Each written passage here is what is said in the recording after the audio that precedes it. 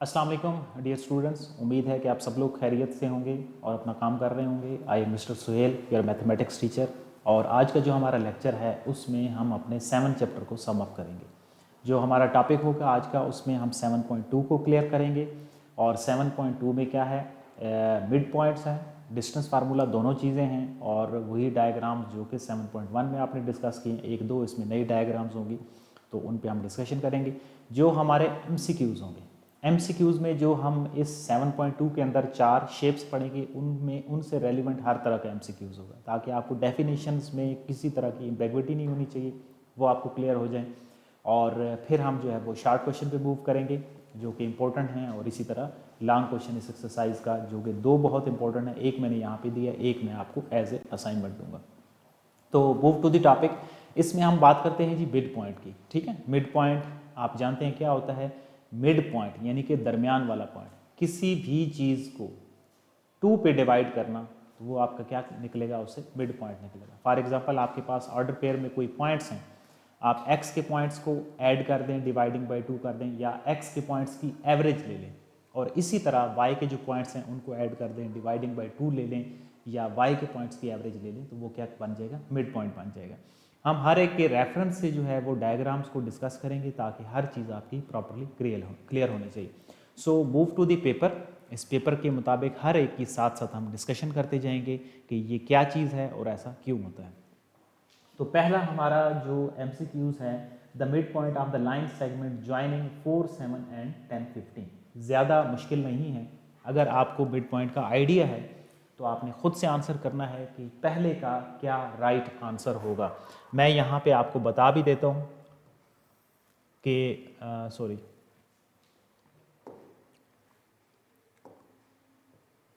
कि आपने क्या करना है, x की जो वैल्यूज़ हैं उनको ऐड करना है और 2 से डिवाइड करना है, और इसी तरह y की जो वैल्यूज़ हैं उनको आपने ऐड करना है और 2 से डिवाइड करना है। 4 + 10 डिवाइडिंग बाई 2, 7 + 15 डिवाइडिंग बाई 2। तो इसका आंसर क्या बनेगा, 14/2 यानी कि 7, और इसका आंसर कितना बनेगा, 22/2 यानी कि 11। So the right answer is B, यानी कि 7 एंड 11। तो ये हमने मिड पॉइंट को यहाँ पे डिस्कस कर लिया। x के पॉइंट्स को ऐड करना है, डिवाइडिंग बाई 2 करना है, y के पॉइंट्स को ऐड करना है, डिवाइडिंग बाई 2 करना है, तो उससे आपका मिड पॉइंट्स निकल आएगा। आगे शार्ट लॉन्ग में जब ये दोबारा से इसकी डिस्कशन होगी, अगर आपको समझ नहीं आया तो वहाँ पे आपको समझ आ जाएगी, और अगर आ गया तो वो फिर साथ में आपने कॉपी रख के खुद से राइट करना है, खुद से आंसर निकालना है, ताकि आपके साथ साथ प्रैक्टिस भी हो जाए। तो ये था हमारा पहला MCQs. Which quadrilateral has diagonals that bisect each other. अब ये जो मैंने एमसीक्यूज डाला है ताकि इसमें आपके जो डिफरेंट यहाँ पे डायग्राम्स हैं वो क्लियर हो जाएं। इसके ऑप्शन हैं कि वो ट्रेपीजियम होती है, कि काइट होती है, रोम्बस होती है, या ओनली रेक्टेंगल होती है। तो इसका जो राइट आंसर है वो है रोम्बस। ठीक है, अब यहाँ पे ट्रेपीजियम की जो डेफिनेशन है वो भी हम क्लियर कर लेते हैं। ट्रेपीजियम क्या होती है, जिसके एक जो पेयर ऑफ लाइंस होती हैं वो पैरेलल होती हैं एंड इक्वल होती हैं। पैरेललोग्राम क्या होती है, जिसके दोनों जो पेयर ऑफ लाइंस होते हैं वो पैरेलल होते हैं एंड इक्वल होते हैं। तो ट्रेपीजियम और पैरेललोग्राम में आपको फर्क समझ आ गया। अब आ जाते हैं रोम्बस में। रोम्बस में क्या होता है, काइट शेप होती है और उसमें जो चारों लेंथ्स होती हैं वो इक्वल होती हैं, लेकिन उसके जो डायगोनल्स होते हैं वो एक दूसरे को बाइसेक्ट करते हैं। तो इस तरह इसकी जो 3 डायग्राम्स हैं, डेफिनेशन से वो हमने क्लियर किए कि विच क्वाड्रिलेटरल, कौन सी वो 4 खानों वाली शेप होगी, 4 लाइनों वाली शेप होगी जिसमें डायगोनल्स जो हैं वो बाइसेक्ट करते हैं, तो वो हमारे पास क्या है, रोम्बस होगी। राइट ऑप्शन कौन सा है, right option is C, rhombus. अब आ जाते हैं ट्रेपीजियम पे। अभी हमने डेफिनेशन को भी क्लियर किया है। A trapezium is a quadrilateral with all sides equal, one pair of parallel sides, two pair of parallel sides, या ऑल एंगल इक्वल। मैंने अभी क्वेश्चन जो एमसीक्यूज नंबर 2 था वहाँ पे इस डेफिनेशन को क्लियर किया है। तो अब आपने खुद से इसका आंसर करना है। आपके पास 5 सेकंड हैं कि इसका राइट ऑप्शन क्या होगा, ए, बी, सी और डी। जी, 2 बच्चों ने आंसर किया है बी, वेरी गुड जी, ठीक है। One pair of parallel sides, ठीक है, जिसमें एक पेयर जो होगा वो पैरेलल होगा। सो ये था हमारा थर्ड एमसीक्यूज। अब हम जाते हैं अपने फोर्थ एमसीक्यूज की तरफ। द डायगोनल ऑफ रोम्बस अब ये जो 2 MCQs अगर आपने अच्छे से समझा है, क्लियर किया है, तो फिर ये MCQs जो है वो आपको क्लियर होना चाहिए, क्योंकि 2 में हमने डेफिनेशंस को क्लियर किया था रोम्बस की। All equals in length, the diagonals of rhombus equal in length होंगे, bisect each other at the right angles करेंगे, आर परपेंडिकुलर बट अनइक्वल, या डोंट बाइसेक्ट ईच अदर। ठीक है, तो वो क्या करेंगे, एक दूसरे को बाइसेक्ट करेंगे at the right angle. Option B is the correct option. तो ये तो सारे एमसीक्यूज थे, एमसीक्यूज में हमने हर तरह की जो डेफिनेशन है, जो डायग्राम्स हैं, वो हमने क्लियर किए। अब हम मूव करते हैं अपने शार्ट क्वेश्चन की तरफ। शार्ट क्वेश्चन में जो पहला है वो वही है जो हमने एमसीक्यूज में डिस्कस किया है, ताकि इस शार्ट क्वेश्चन में दोबारा से आपका जो मिड पॉइंट्स है वो क्लियर हो जाए। एक दफ़ा फिर से x के जो पॉइंट्स हैं उनको आपने ऐड करना है, यानी कि -1 + 2 डिवाइडिंग बाय 2, और इसी तरह जो y के पॉइंट्स हैं उनको आपने ऐड करना है। सो the right answer is 1/2 and 1। ये है आपका मिड पॉइंट का फार्मूला। आई होप अब आपको क्लियर होगा। अब हम मूव करते हैं अपने next important MCQ short question की तरफ। If the vertices of rhombus, rhombus की डिस्कशन है। रोम्बस अब क्या होती है, 4 लेंथ्स यहाँ आपस में इक्वल होती हैं, बट जो उसके डायगोनल्स होते हैं वो एक दूसरे को बाइसेक्ट करते हैं। रोम्बस के आपको पॉइंट दिए गए हैं A, B, C and D। Show that the diagonals bisect each other, also find the length of the diagonal. इसमें 4 मार्क्स का ये शार्ट क्वेश्चन आएगा और 4 ही चीज़ें आपने फाइंड आउट करनी है। 2 आप डायगोनल्स जब फाइंड आउट करेंगे, वो बाइसेक्ट करवाएंगे तो वो 2 मार्क्स उसके हो जाएंगे, और फिर जो है वो उसकी लेंथ जब आप फाइंड आउट करेंगे तो वो 1-1 मार्क्स का वो हो जाएगा, और ये 4 मार्क्स का बहुत अच्छा शार्ट क्वेश्चन ये बनता है। हम यहाँ पे कोई ना कोई जो है वो रोम्बस ड्रा भी कर लेते हैं ताकि आपको समझ आए। काइट शेप होती है। ए की जो वैल्यूज़ हैं -3 और -1 हैं, बी की जो वैल्यूज़ हैं वो 0 और 0 हैं। चलें इसको हम मैं आपको मज़ीद इसको क्लियर करता हूँ ताकि आपको अच्छे से समझ आए। हम इसको एक कार्टीजियन जो कोऑर्डिनेट है उसके ऊपर प्रॉपरली ड्रा करते हैं, तो उससे आपको समझ अच्छे से आएगा। ये हमारे पास कार्टीजियन कोऑर्डिनेट है, उससे जो पॉइंट हम ड्रा करेंगे, एक तो आपको ग्राफ समझ आ जाएगा और दूसरा पॉइंट समझ आ जाएंगे। अब ए के पॉइंट है -3 एंड 1। अब ए -3, एक्स की वैल्यू -3 यहाँ पे होती है और -1, तो नीचे जो होती हैं वाई की वैल्यूज माइनस होती हैं, यानी कि ये इस जगह पे पॉइंट आ जाएगा। दूसरा कौन सा है, बी 0 और 0। आपको पता है कि ओरिजिन के ऊपर जो वैल्यूज होती हैं वो 0 0 होती हैं। अब सी कौन सा पॉइंट है, एक्स की वैल्यू 1 है और वाई की वैल्यू 3 है, तो ये ऊपर की तरफ यहाँ पे जो है ना वो पॉइंट आ जाएगा 1 और 3 के सामने। और चौथा पॉइंट कौन सा है, -2 एंड 2। यहाँ पे जो है वो -2 होते हैं और ऊपर की तरफ यहाँ पे क्या हो जाएगा, 2 हो जाएगा।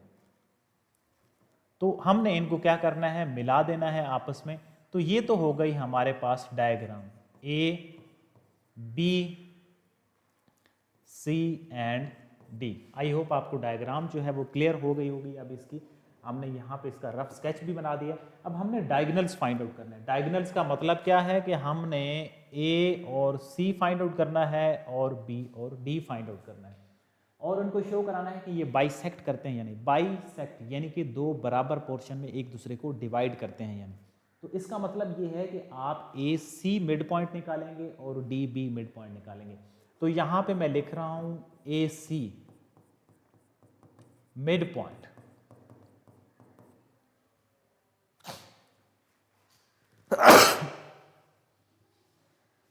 तो ए सी का हम मिड पॉइंट निकालते हैं और फिर इसी तरह डी बी का मिड पॉइंट निकालेंगे। अगर दोनों के मिड पॉइंट इक्वल आ गए, इट मीन्स वो एक दूसरे को बाइसेक्ट करते हैं। तो ए और सी की वैल्यूज को देखें, -3 + 1 dividing by 2 and -1 + 3 dividing by 2।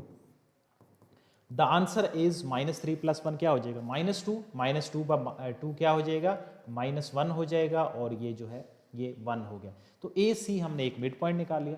अब हम जाते हैं अपना जो बी डी है मिड पॉइंट उस पे, और देखते हैं क्या वो इसके इक्वल आ रहा है या नहीं।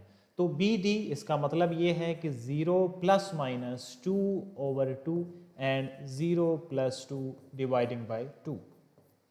So the answer is -1 and 1।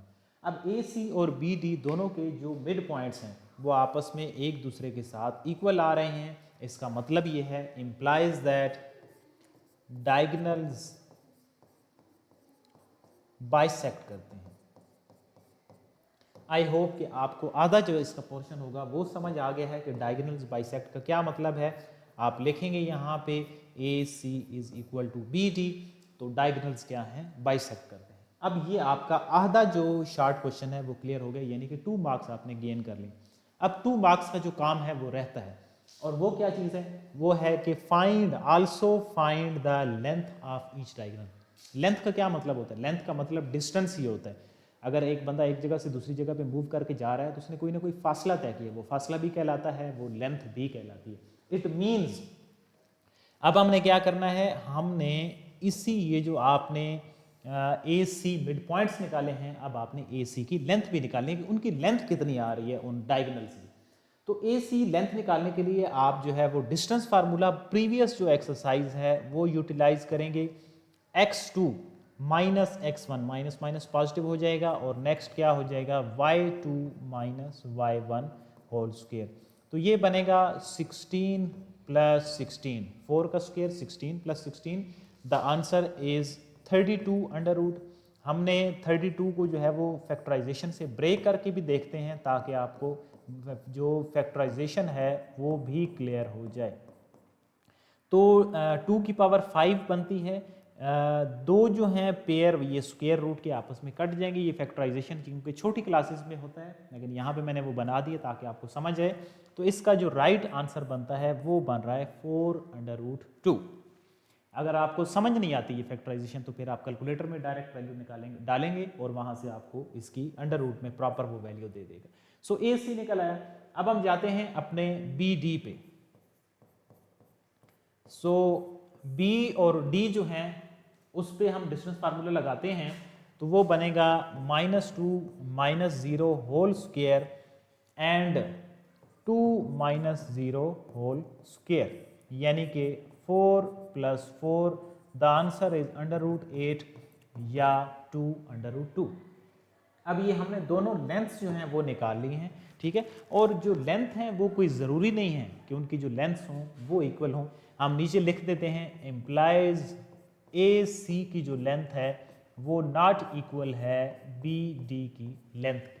तो ये आपके जो 4 पॉइंट्स थे और 4 ही आपके मार्क्स बनेंगे, 1 2 3 और 4 मार्क्स हो गए। तो जितना आप पोर्शन करेंगे उस हिसाब से आपकी जो डिवीजन है मार्क्स की एग्जाम पॉइंट ऑफ व्यू से वो इसी हवाले से होगी।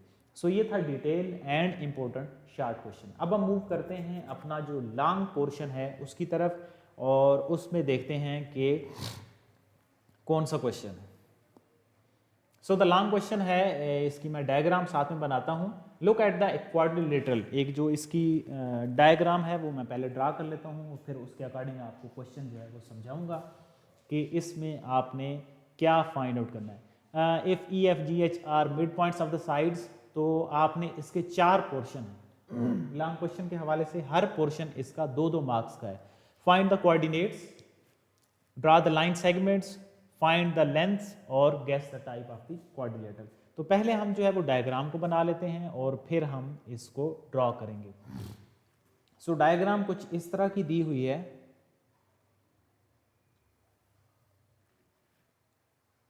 D C A and B. So D ये डायग्राम है ए बी सी डी एक आपको,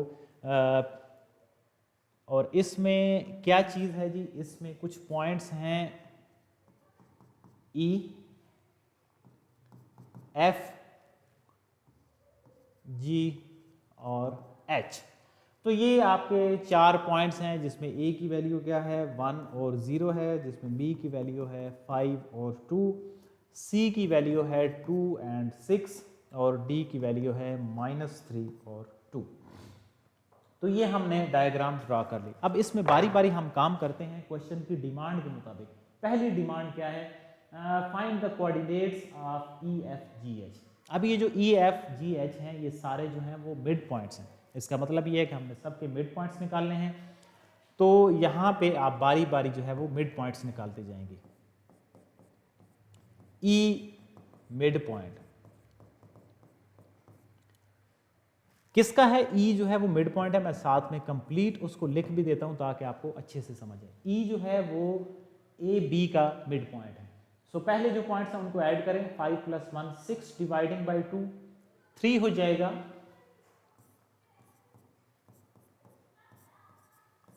और 0 + 2 dividing by 2 the answer is 3 and 1।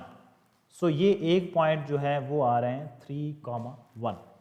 अब आ जाते हैं दूसरे पे, एफ जो मिड पॉइंट है।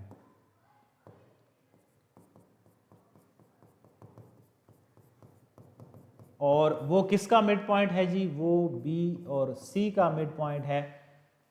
बी और सी के पॉइंट्स को हम आपस में ऐड करते हैं। 2 + 5 dividing by 2 and 6 + 2 dividing by 2 the answer is 7/2 and 4। सो ये हमारे पास जो पॉइंट्स हैं ये हैं 7/2 and 4। अब हम आ जाते हैं अपने जो जी मिड पॉइंट है उसकी तरफ। ये मिड पॉइंट है डी सी का, और डी और सी के जो पॉइंट्स हैं वो हैं -3 + 2 dividing by 2 and 2 + 6 dividing by 2 the answer is -1/2 and 6 + 2 8/2 4। तो ये जो जी मिड पॉइंट है इसकी वैल्यूज हैं -1/2 और 4। अब हम आ जाते हैं अपने जो एच मिड पॉइंट पे।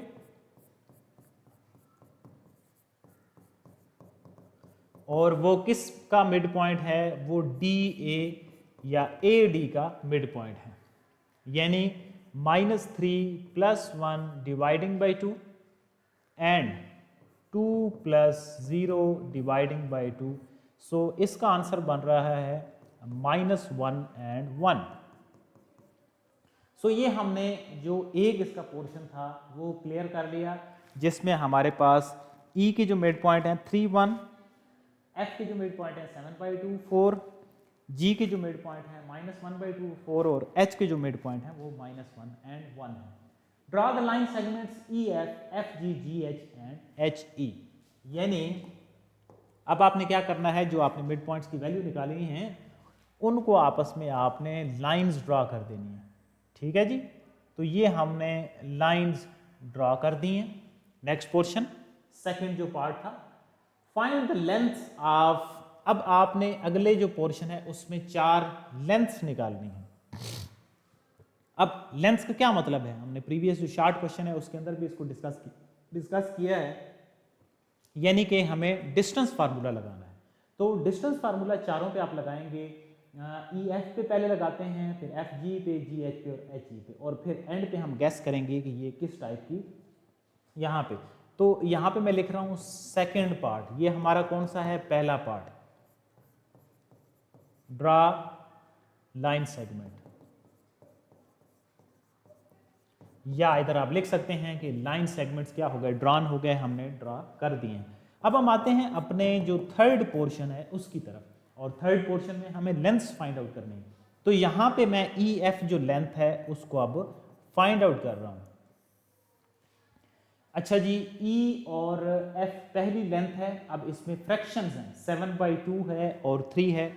ये क्वेश्चन इसलिए सिलेक्ट किया है कि ताकि आपका अगर फ्रैक्शन में कोई क्वेश्चन आ जाए, वहाँ पे आपको अगर प्रॉब्लम आती है तो वो आपका हल हो जाए। तो उसको भी वही फार्मूला लगाएंगे, उसी तरीके से ही सॉल्व करेंगे। 7/2 - 3 whole square and 4 - 1 whole square. अब इसमें क्या होगा? फ्रैक्शन है, यानी कि आपको एलसीएम लेना है। एलसीएम लेके सॉल्व करना है। 7/2 - 3 है, 2 हमारा एलसीएम बनेगा।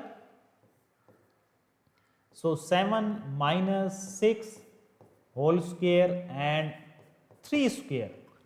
तो ई एफ जो है उसकी वैल्यू आ रही है हमारे पास 1/2, यानी कि 7 - 6 क्या हो जाएगा? 1, और 1/2 का whole square 1/4 + 9, 1/4 + 9। So E F is equal to, again 4 जो होगा वो एलसीएम होगा, 1 प्लस 9 के नीचे 1 है, 1 का table 4 time, so the answer is 36। तो ई एफ जो आ रही है हमारे पास वैल्यू वो आ रही है √37 डिवाइडिंग बाय 2। पहला पॉइंट हमारा निकल आया। ये जो ऊपर वाला √37 है ये परफेक्ट स्क्वायर नहीं है, वो वैसे ही रहेगा, और जो नीचे वाला 4 है वो परफेक्ट स्क्वायर है 2 का, वो √, से बाहर आ जाएगा। पहली वैल्यू निकल आई। अब हम जाते हैं अपनी जो नेक्स्ट वैल्यू है उसकी तरफ, और वो कौन सी है, एफ जी।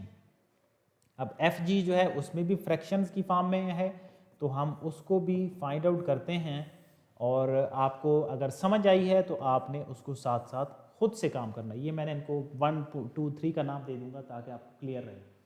एफ जी में क्या है, 7/2 प्लस 1/2 होल स्क्वायर, यानी कि 7/2 को हमने x2 ले लिया, x2 माइनस करेंगे तो वो ऑलरेडी एक माइनस है, तो माइनस माइनस पॉजिटिव हो जाएंगे, 7/2 प्लस 1/2, एंड नेक्स्ट हो जाएगा प्लस y2 माइनस y1 का होल स्क्वायर। आई होप अब आपको डिस्टेंस फार्मूला जो है उसमें प्रॉब्लम नहीं आ रही होगी।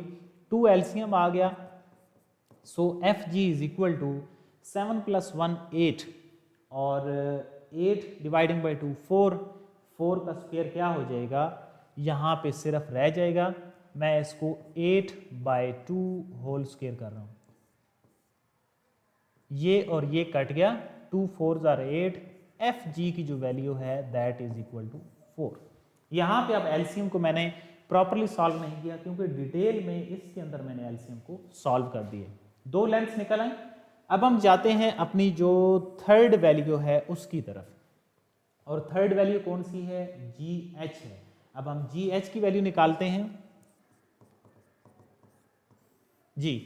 जी के पॉइंट क्या है, -1/2 एंड -1, यानी कि -1/2 प्लस 1 हो जाएगा जब हम फार्मूला यूज करेंगे, और 4 -1 जो है वो होल स्क्वायर आ जाएगा।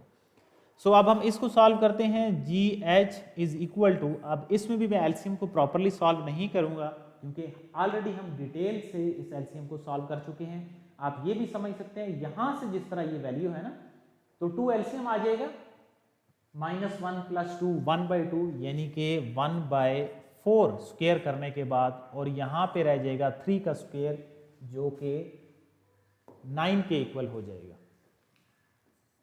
तो जी एच की जो वैल्यू है, अब ये 1/4 + 9 का जो एलसीएम है वो जिस तरह बिल्कुल इसका एलसीएम लिया है, इसकी भी वैल्यू बन रही है √37 डिवाइडिंग बाई 2, ये हमारे पास तीसरी वैल्यू आ गई। अब एक वैल्यू कौन सी रहती है, h और e की वैल्यू। सो h और e को अब हम फाइंड आउट करते हैं। 3 + 1 होल स्क्वायर और 1 - 1 होल स्क्वायर, एच ई का जो डायरेक्ट आंसर है 4 का स्क्वायर ऊपर √ कैंसल आउट हो जाएगा, द आंसर इज 4, और ये हमारी फोर्थ इक्वेशन है। अगर आप 1 2 3 4 को आपस में एक दूसरे के साथ देखें तो E F is equal to G H, और दूसरी जो वैल्यू है एफ जी, ये इक्वल है एच ई के। ये 2 रिजल्ट हमारे तीसरे से हमें सामने आए हैं। हमने रिजल्ट निकाल लिए, तीसरा जो है उसका काम क्लियर हो गया। अब हम आते हैं अपना फोर्थ वन पे कि गेस ये जो किस टाइप की ये शेप है, तो आप कहेंगे कि ये जो ई एफ जी एच है, this is a parallelogram. E F G H is a parallelogram. ये क्या है, एक तरह की पैरेललोग्राम जिसमें दो साइडें जो हैं, दोनों पेयर जो हैं वो आपस में एक दूसरे के साथ पैरेलल एंड इक्वल हैं, तो ये क्या होगी, पैरेलल होगी। सो ये बड़ी डिटेल के साथ हमने इस लॉन्ग क्वेश्चन में हर तरह का जो पर्सपेक्टिव है वो क्लियर किया है। मिड पॉइंट्स, फ्रैक्शन की फॉर्म में एलसीएम्स, पैरेललोग्राम भी प्रूव हो गई, और जो सारी जो लेंथ्स हैं, डिस्टेंस फार्मूला 7.1 वाला, वो भी हमने क्लियर किए। अब आपकी जो असाइनमेंट है वो है सिर्फ और सिर्फ 2 काम। एक 7.2 का आपने question number 4 sorry question number 5, एक तो आपने ये सॉल्व करना है, तो आपका डिस्टेंस, मिड पॉइंट, लेंथ और इक्वेशन ये सारी चीज़ें क्लियर हो जाएंगी। और दूसरा काम आपने जो बुक के एमसीक्यूज़ हैं वो आपने मार्क करने हैं। सो ये 2 काम करने से आपका ये जो चैप्टर है और ये 2 पेपर जो हैं यानी कि 7.1 और 2 के 2 पेपर अगर आप सॉल्व करेंगे तो ये आपका जो चैप्टर है ये 100% क्लियर हो जाएगा। सो आई होप कि आपको चीज़ें क्लियर होंगी। अगर आपको फर्दर क्लियर नहीं होती तो आपने जो यूट्यूब का कमेंट सेक्शन है उसमें आप वहाँ पे क्वेश्चन पूछ सकते हैं, आई वुड आंसर यू, और आप अपनी असाइनमेंट्स को सॉल्व करेंगे। So see you in the next class with next topic and next chapter as well, that is geometry of the straight line. Till then, अल्लाह हाफिज़।